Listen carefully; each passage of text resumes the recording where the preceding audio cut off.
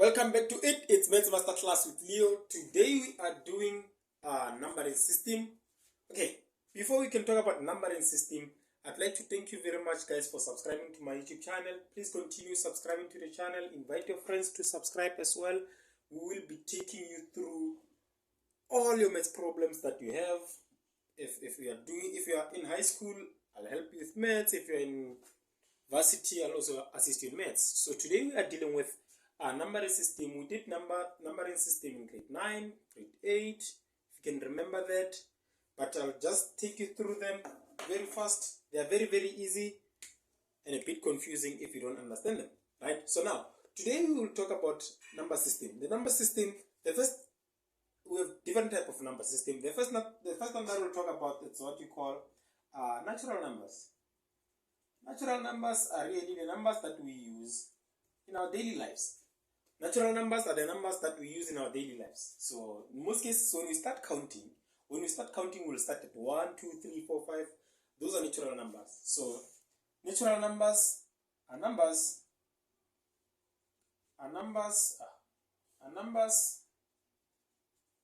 that we use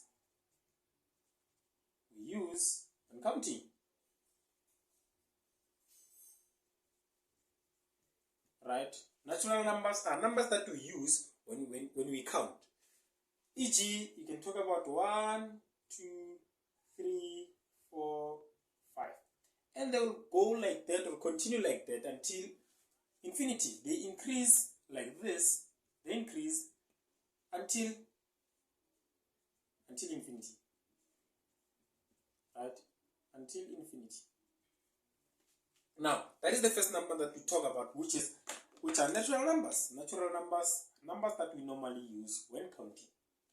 They are called natural numbers. So now, we'll talk about integers.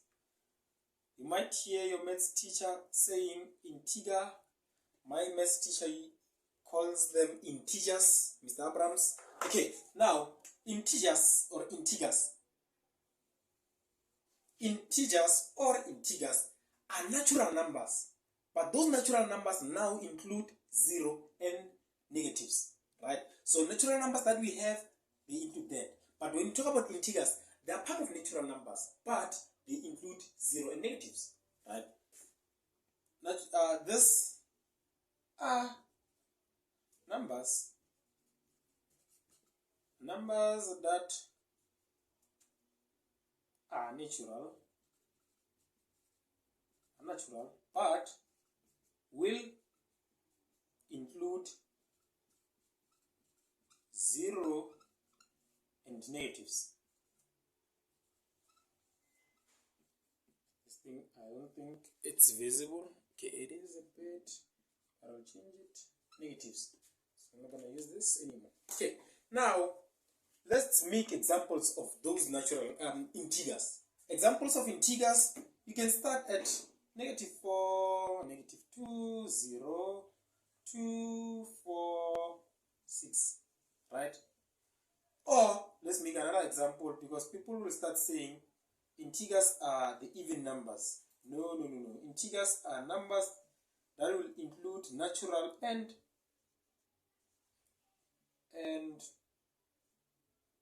zero.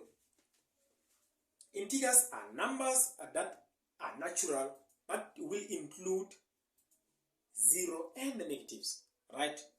So now, the third one that we'll talk about is a rational number. People confuse a rational number and irrational. I mean, guys, come on. How do you confuse that? A rational number. Yep, I need to buy markers. Okay, now, rational numbers. Rational numbers. What are rational numbers? I mean, you might hear this a lot, especially when you're in grade 10. You might hear this a lot. Rational numbers. Rational numbers are numbers that can be expressed as a fraction. Any number that can be expressed as a fraction is a rational number. 0 can be expressed as a fraction, which is 0 over 1. Any whole number can be expressed as a fraction, right? If I were to say this, is it a rational number? Yes, it is a rational number. It can be expressed as a fraction, which is negative 2 over 1, right? So when you talk about rational numbers are numbers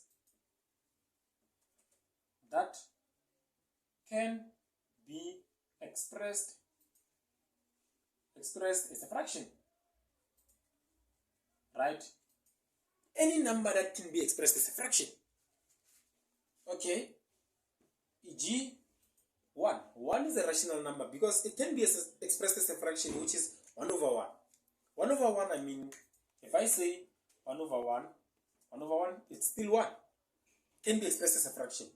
So example 2, 1 over 2, it's a what you call a rational number. 3 over 5, rational number.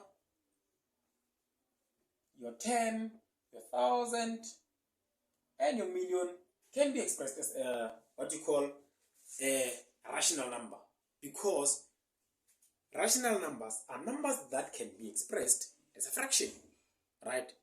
And numbers that can be expressed as a fraction, or again, they have recurring decimals. Recurring decimals, right? For example, 0.3333, it's a rational number because 0.3333, I believe this is 1 over 3, right? So if I were to have 0.125, this is a rational number because it is a recurring decimal. Sometimes they'll just give you something like this. This is 0.132 when they do this. Yes, that is a rational number because it can be expressed as a fraction. What about the square root of 4? Yes, the square root of 4 is a rational number because the square root of 4 is 2. And 2 can be expressed as a fraction, which is 2 over 1, right? So those are types of rational numbers. So don't confuse rational numbers and irrational numbers, right? Don't confuse rational numbers and irrational numbers, because those two things, they are very, very different from each other. So now let's move to the next one, which are real numbers. Real numbers.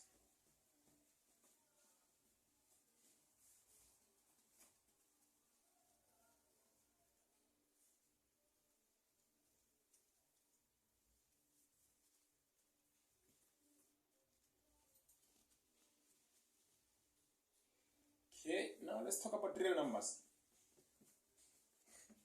Real numbers. Real number. Real numbers are any number that you can think of is a real number, including the irrational numbers. Any number that you can think of is a real number, including irrational numbers, right? Any number that you can think of is a real number. Any number that you can think of.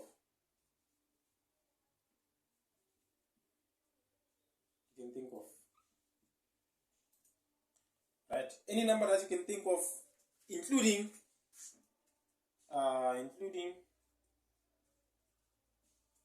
what you call irrational. Right? Including irrational. So all the numbers that we did, natural numbers, integers, rational numbers, irrational numbers, they all fall under the category of real numbers. Irrational, rational, natural, integers, they all fall under the category of real numbers, right? So now, let's move to, okay, someone might say, Master Class, so what about 10 million? 10 million is a real number, right? So any number that you can think of, it's what you call, it's a real number. Any number that you can think of or imagine or do whatever, it's a real number. So now let's move to rational number. Actually irrational, not rational, irrational numbers, right? Irrational numbers. Irrational numbers. What are irrational numbers? Any number that cannot be expressed as a fraction. It means this is the opposite of what? Of rational numbers. Any number, it's any number, let's do this, any number that cannot be expressed as a fraction.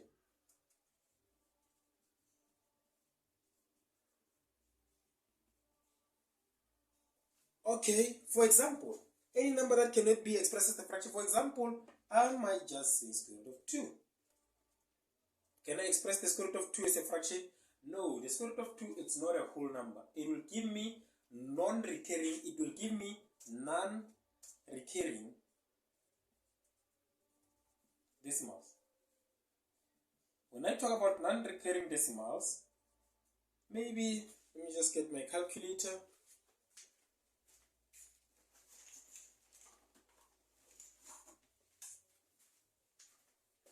Square root of 2.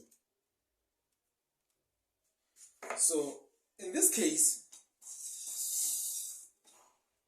square root of 2 will give me 1.41421356. See, these are non-recurring decimals because these decimals are changing. When you talk about recurring decimals, if I were to write a recurring decimal here, I was going to say 0.333. You see, this number, it's not changing.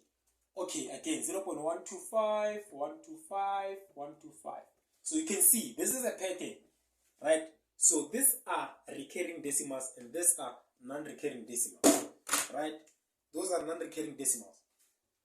So now, another example of an irrational what do you call number? Another example of an irrational is just the square root of 5. Square root of 5 will give you non-recurring decimals. These numbers cannot be expressed as a fraction, right? So let's move to the next one. Which are, if you are a grade 10 learner, you are looking at this. If you are a grade 10er, you are watching this. So this one is not for you. The video, okay, you can watch the video until where? Until irrational numbers, but complex numbers are for university students. Complex numbers are for university students, right? So now, if you are watching this and you are a grade 10 learner, just know you are not going to do complex numbers. Okay, complex numbers are numbers that are used. They are used to, or it's a combination. Let me just say it's a combination of real and imaginary, I wanted to say non-real, imaginary numbers, right? This is a combination of what you call real and imaginary numbers. So you might have 1 plus, this part is real, but this part is imaginary.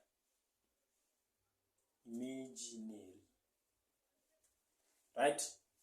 So this is an example of what you call complex numbers. This is an example of what you call complex numbers. Again, you might have let's just say 2j. Okay, I only have imaginary here. No, you don't have imaginary only. You also have real number. So because this thing can be expressed like this, 0 plus 2 I or 2j. So in this case, this is where I find my imaginary, right? And this is what you call my real. Remember, 0 is a real number, right? 0 is a real number. So today's lesson will end here. The next video will be a short video on what you call examples and trying to solve some questions on all this number system. Thank you for watching. Please continue liking, sharing the content with your friends, and let's make sure we push this channel to at least 2,000 subs before the end of March, right?